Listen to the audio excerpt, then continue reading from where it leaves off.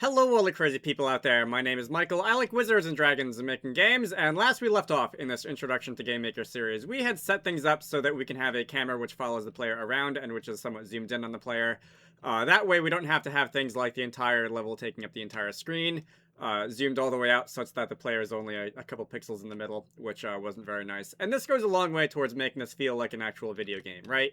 So I think today what we are going to deal with is that I'm going to talk about creating instances through code and different things that you can do with that. So I've gone and made a few small changes. I've gone and added this obj underscore scarecrow, which in turn uses this spr underscore scarecrow as its sprite anchored to the bottom center, as same way the player sprites are. It doesn't do anything except that in the step event of obj underscore scarecrow, I'm doing this thing depth equals -y. This is, in my estimation, probably the most famous single line of code in all of GameMaker. It's extremely common out there in the wild. I'm not going to get into how or why it works today, but in essence, it ensures that objects that are closer to the bottom of the screen are drawn in front of objects that are closer to the top of the screen, and that gives a proper layering effect to games which have a top-down camera like this example that I'm doing here. I did make a long video on it a couple of years ago, and I will have it linked if you want to go and see more. But I do get into some more advanced things in that video than I've been covering in this series so far. So that might be something you want to come back to a little bit later. I've also gone and added the same thing to the player step event at the bottom. Depth equals -y. And this doesn't do anything now, but when we get around to having a few more instances in the room, you're going to see some effects. So getting back to creating instances. So it's pretty easy and straightforward to go and create instances in your game world by going into the room editor and just like click and dragging obj underscore scarecrow into your room like this. And when you do that, you can go a pretty long way towards making your level feel like it has stuff in it. And we can go and run around these scarecrows. As you can see, if I'm standing in front of the scarecrow, I'm going to be layered on top of it. If I'm standing behind the scarecrow, I'll be layered behind it, which is depth sorting in essence. So that's great. But it also is definitely not uncommon for one to want to be able to actually create or instantiate these things through code, which is what we're going to do today. So I'm going to go into the player step event, and I'm going to add a keyboard check. And I'm just going to spawn one of these things at my feet whenever I hit, I think, the space bar. So I can say if keyboard check. And I'm going to use keyboard check pressed here instead of just regular keyboard check because I want this to do... I want this to respond exactly once when I hit the key and not like continuously while I'm holding it down. VK underscore space, and when we are hitting the space bar, we can do something. So there's two functions in GameMaker: instance create depth and instance create layer, and they do almost the same thing. They only have a really one minor difference between them and how, like, where you exactly put the created instance. I'm going to deal with both of them, but first let's go with instance create depth. So this function is going to take a couple of arguments. One of them is going to be the X position that we want to spawn the instance at. One of them is going to be the Y position that we want to spawn the instance at. So if I just hard code this to like 200 and 150 or so, I think we'll start with that. The depth that we want to create the instance at, I'm going to leave this as 0 for now. The way that I have it set up isn't super important. Because in the objects, after the object is created, I'm going to be doing this depth equals -y thing, which is going to set its depth for us. Next, I need a reference to the object which we are going to create, which in my case is going to be obj underscore scarecrow. And lastly, if you look down at the code help at the bottom or in the tooltip, there's the var struct. This I'm not going to do right now. This has to do with something called GameMaker's variable definitions, which are very cool and let you do some useful things when building levels, but I think that's going to, I think there's a couple of other things I'd like to cover before I go there, so we'll leave it for now. So in the feather tooltip, when you mouse over the function name, you can see that the var struct in the function signature has square brackets around it, and down at the bottom, it's got a asterisk next to it.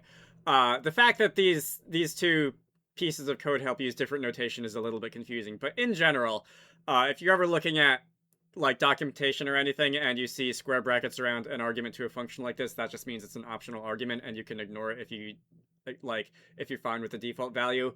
So I'm just going to ignore that. The default value here is basically like nothing, so we just won't think about it. Anyway, if I run the game now, and if I hit the space bar, and I'm going to go over into the corner of the room, we are going to spawn a scarecrow at coordinates 200, 150 in the room, and if I keep hitting the space bar, nothing's going to visually change, but I am still creating scarecrows. You just can't see them because they're all, like, stacked on top of each other. So next, that's cool to see that working. Whenever you try something new, you should generally go with the simplest use case and then elaborate on it from there. Next, let me just go and do what I actually said and create it at the XY position at the player's feet. And now I'm going to be able to run around the room and just drop down all these scarecrows behind me. This is like almost like a video game. You could probably, if you squint real hard, you could imagine this is like a base building mini game or something like that. Alright, so we can keep filling the room with scarecrows. There is a Wizard of Oz joke to be made in there somewhere, I'm sure. But in a nutshell, that is instance create depth. So I haven't really talked about like depth in the room editor. Different layers have their own depth values, and I probably should do that eventually. I don't really like working directly with depth values. It's useful for some things, but you'll pretty much never see me assigning individual depth values to an object. Hey. Like, if I want to sort things in the room editor, I do think dealing with layers is more straightforward. So with that in mind, let's go and talk about layers.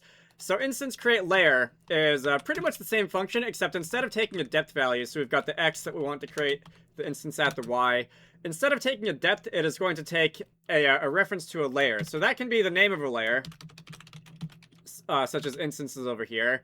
And then we have, of course, the obj underscore scarecrow, a reference to the object that we want to create. If you do things like creating layers through code, which you are also allowed to do, you can take a reference to a layer which you create that way and pass it to this function. I'm going to go with instances right now, and if I go and run the game now, we can see that the same thing is going to happen. We're going to create one of these scarecrows, not at a specific depth, but on a specific layer. And even that's kind of hand-wavy. Because, again, we are doing our automatic depth sorting like this, and that's kind of sort of going to override whatever depth and or layer the instance was created with. You can, by the way, in the room editor, GameMaker will differentiate between, like, background layers and tile layers and instance layers and other types of layers like this, but except for, I think, UI layers, which are kind of a whole new thing, which is still very beta and somewhat broken, you can, the runtime, when your game is running, GameMaker doesn't really differentiate between layer types. And you could, if you wanted to,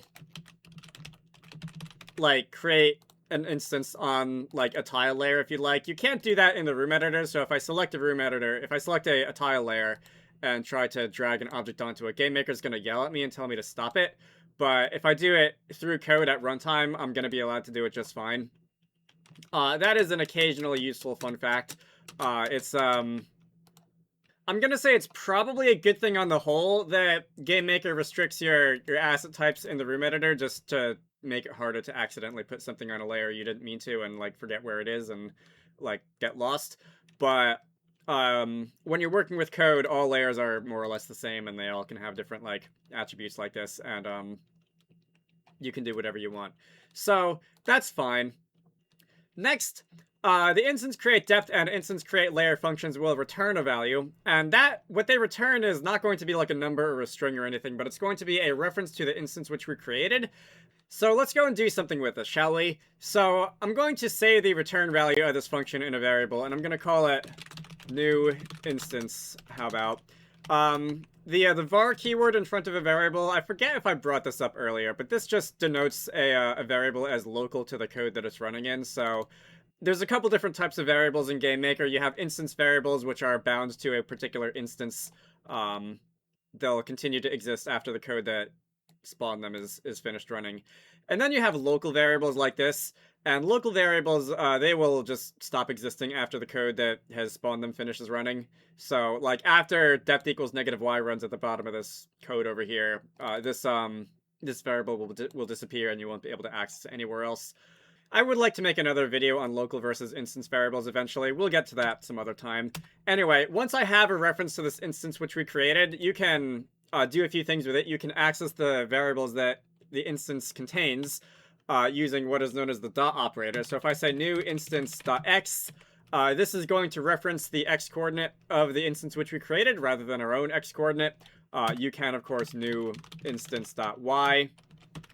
There's all kinds of other variables which belong to an instance which you can also access new instance.sprite index like this. I think what I'm going to do to show this off a little bit is I'm going to say new instance.hspeed. And this is going to, like, automatically make one of these instances that we created move forward on the horizontal axis. hspeed and vspeed are built-in variables which will automatically update an instance's position. They tend to not get used very much in, like, large games because they're kind of a pain in the neck to deal with. Automatic behaviors in GameMaker in general can be a pain in the neck to deal with, but for simple things, if I run this now, we're going to set... Alright, that's actually kind of fast. We're going to set this scarecrow's h-speed, and it's going to run off the screen sideways away from us. We can continue to do things with the instance that we just created like this. You can, of course, do this with other things. New instance.vspeed equals something else, and now it's going to run off in the other direction. Goodbye. Okay, so I think I'm going to leave this off here. Next time, whoa, okay. Did not occur to me that it would look kind of cool if you spawned a bunch of moving scarecrows, but, life is full of surprises, isn't it? Anyway, my name is Michael. I like Wizards and Dragons and making games. I like to make videos on all the stuff you can do in GameMaker, so if anything like this appeals to you, feel free to subscribe. I make both beginner videos like this and also videos on more complicated things like 3D nonsense. I also have a Patreon, so if you want to contribute to the channel, links to that can be found in all the usual places. You should all go check out Wizarducks and the Lost Hat, which is one of the games that I like to work on when I'm not doing YouTube stuff. Link to that Steam page can be found down below as well. I hope you all found that useful, and I will see you all later. Special thanks to Zenjamin, Zach Robinson, Squarecrow, Spide-Eye Games, Pixelated Pope, Paradox, Nykotic, Manta Ray, GameMaker, GameArt Indie, Edward Holt, DJ Gibbles, Brenton, BokehDev, and Argo the Knot for supporting these videos. If you want to join the ranks of these very cool people, head on down to the Patreon page in the video description to join the fun.